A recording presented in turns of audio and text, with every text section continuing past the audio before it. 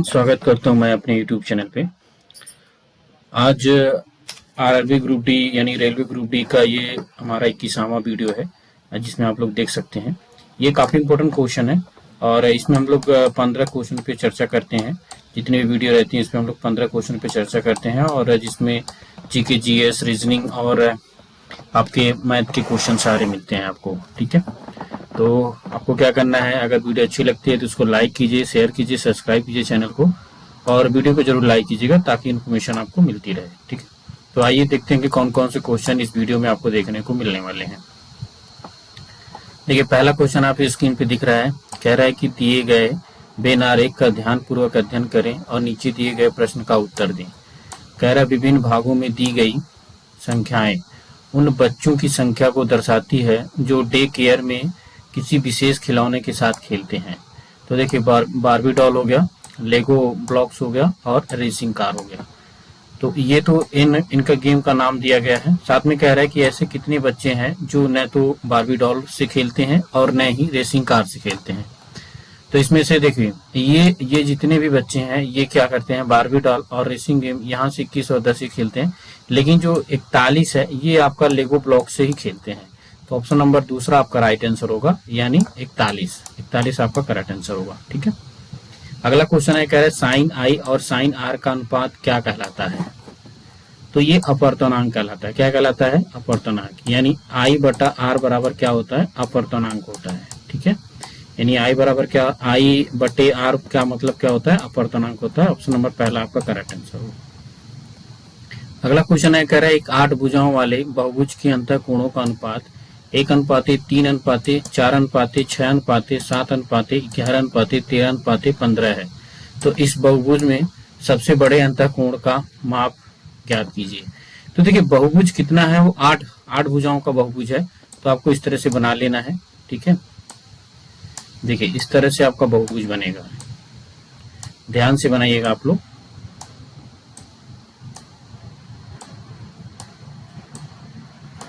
इसके अंतःकोणों का योग, जो अनुपात पूछ रहा है, ये जो कोण है इसका अनुपात पूछ रहा है, तो इसका जो अनुपात यहाँ पे दिया है तो आप इन सभी को क्या करेंगे, जोड़ेंगे और इसका जो योग निकालेंगे। योग का मतलब होता है, ठीक है, तो योग जोड़ निकालने के बाद एक्स हम मान लेते हैं। तो एक्स जब मानेंगे तो इसको जब आप कैलकुलेट करेंगे, ठीक है, तो कैलकुलेट करने के बाद इसका जो योग आएगा, कह रहे सबसे बड़े कोणों का योग।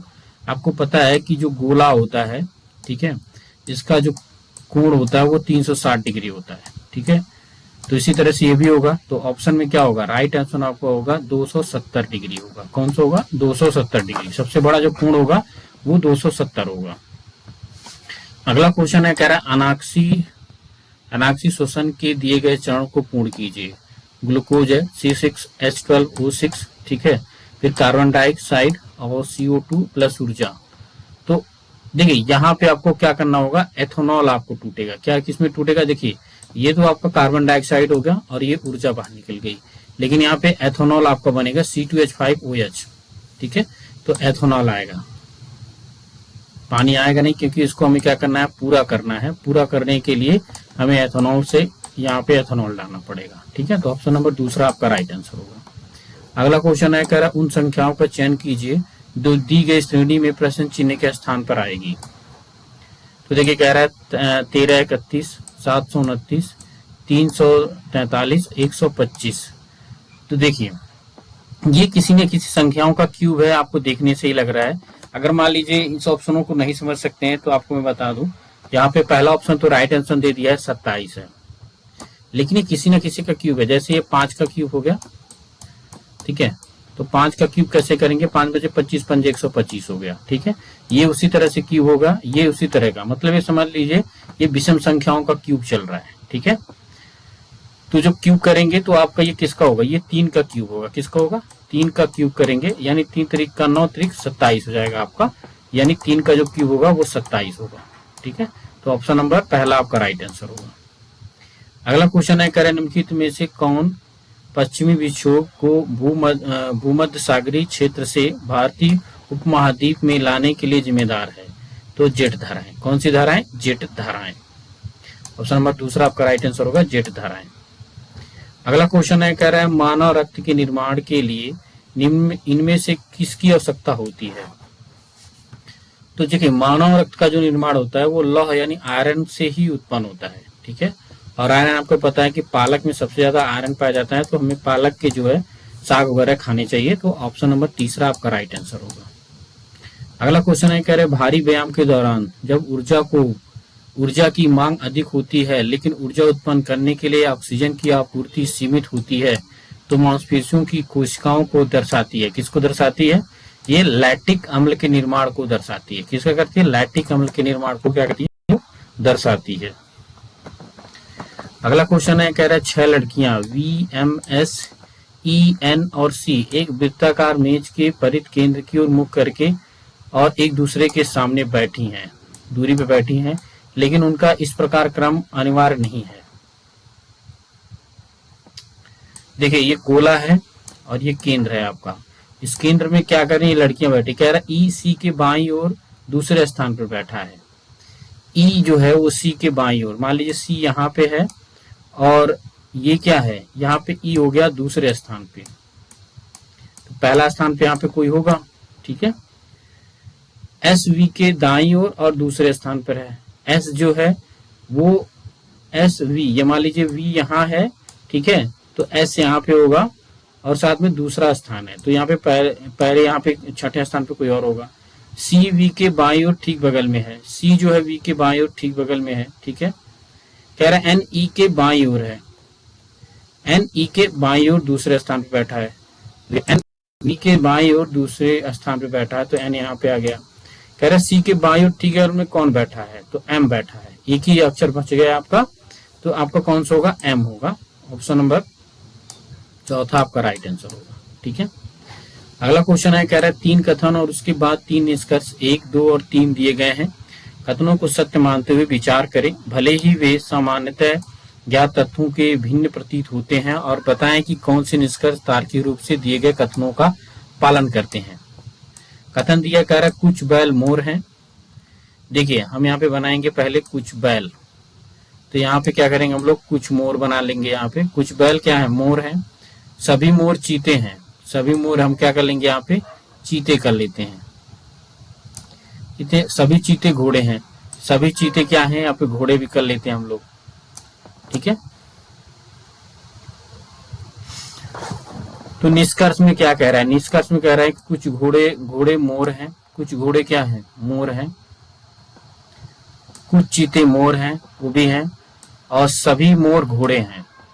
तो इसमें तीनों आपका निष्कर्ष यहाँ पे पालन करेगा इस डायग्राम के आधार पर। जो हमने डायग्राम बनाया है, इस डायग्राम के आधार पर ये कह रहा है सभी निष्कर्ष पालन करेगा। ऑप्शन नंबर तीसरा आपका राइट आंसर होगा, ठीक है।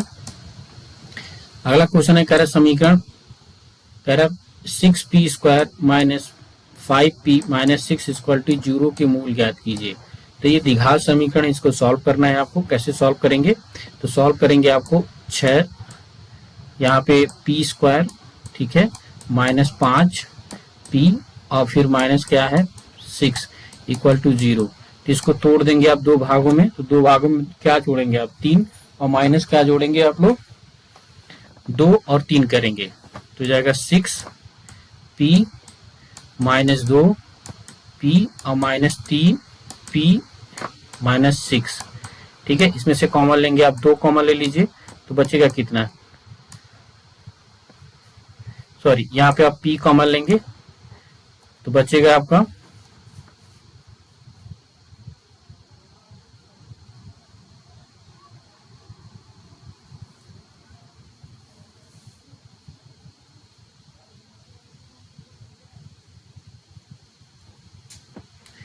देखिए यहाँ पे जो आप कॉमन लेंगे, तो कॉमन लेंगे आप कितना लेंगे? यहाँ पे लेंगे आप 3p लेंगे। कितना लेंगे? 2p कॉमन लेंगे तो कोष्टक में कितना आएगा आपका? p माइनस आपका 2 आ जाएगा। 3p लिया आपने कॉमन, 2p लिया, यहाँ पे आपका 3 आ गया। तो इस तरह से जब इसको सॉल्व करेंगे तो आपका ऑप्शन नंबर दूसरा आपका राइट आंसर होगा। कौन सा होगा? ऑप्शन नंबर दूसरा।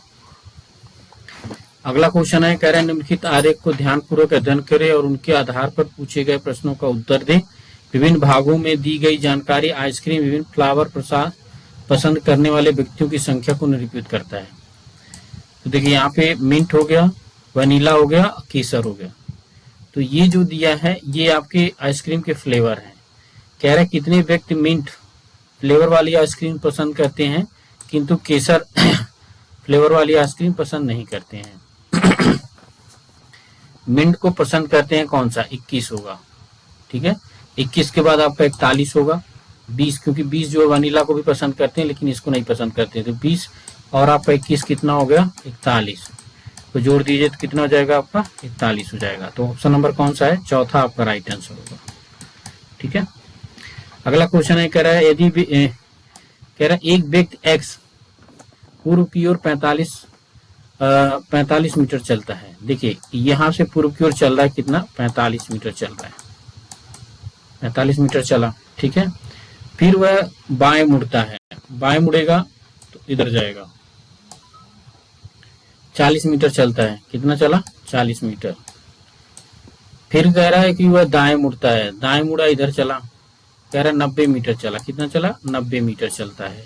पुनः वह दाएं मुड़ता है, अब देखो इधर चल रहा है तो इधर मुड़ेगा दाएं, कितना, 60 मीटर, 60 मीटर चलता है, ठीक है। अंत में वह दाएं मुड़ जाता है, दाएं मुड़ेगा यहां से यहां, ठीक है। 135 मीटर चलता है। तो कह रहा है वो एक्स से वाई कितनी दूरी पर स्थित है, ठीक है। यहां से लेके यहां से जो बीच की दूरी है वो 20 होगी, क्योंकि देखिए ये तो आपका 60 है और ये आपका देखिए 45 और 90 जब जोड़ेंगे तो कितना आएगा, 135 आएगा। लेकिन जब ये 60 में से 20 को घटाएंगे तो 60 में से 40 को घटाएंगे तो 20 आएगा, तो 20 मीटर उत्तर की तरफ। ऑप्शन नंबर कौन सा होगा, पहला वाला राइट आंसर होगा आपका। अगला क्वेश्चन है, कह रहा है उस संख्या का चयन कीजिए जो निम्नलिखित श्रेणी से प्रश्न उत्तर के स्थान पर आएगी। 17, 30, 45, 44, 59 और 75। तो यहाँ पे ऑप्शन तो दे दिया है 52, लेकिन आया कैसे है, देखिए एक चीज आप यहाँ पे ध्यान दीजिए, इसमें जोड़ेंगे हम लोग कितना, 13 से जोड़ेंगे। तो 17 में अगर 13 जोड़ेंगे 30 आ जाएगा, 30 में 14 जोड़ेंगे तो 44 आएगा, 44 में 15 जोड़ेंगे तो 59 आएगा, 59 में आपने 16 जोड़ दिया तो 75 आ गया। अब 75 में हम लोग क्या जोड़ेंगे, 17 जोड़ देंगे, तो कितना आ गया, ये 12 हो गया, 7 1 8 1 9। तो ऑप्शन नंबर पहला आपका राइट आंसर होगा। अगला क्वेश्चन है, कह रहा है एक निश्चित कूट भाषा में सिग्मा SIGMA को FVTZN लिखा जाता है, तो FNYRQ को क्या लिखा जाएगा। उसी भाषा में अर्जुन को क्या लिखा जाएगा, तो हमें यहीं से ही मैच करना है। ए को हम लोग क्या लिख रहे हैं, यहाँ पे ए को N लिख रहे हैं, आर को क्या लिख रहे हैं, आर को हम लोग E लिख रहे हैं, ठीक है। तो आपका ये कौन सा होगा, चौथा वाला राइट आंसर होगा यहाँ से। तो ये थे आपके कितने क्वेश्चन, 15 क्वेश्चन, जो कि RRB ग्रुप डी के रीजनिंग क्वेश्चन में पूछा जाएगा। आप लोग ऐसे चैनल पे बने रहिए, लाइक कीजिए, शेयर कीजिए, सब्सक्राइब कीजिए। जय हिंद, जय भारत।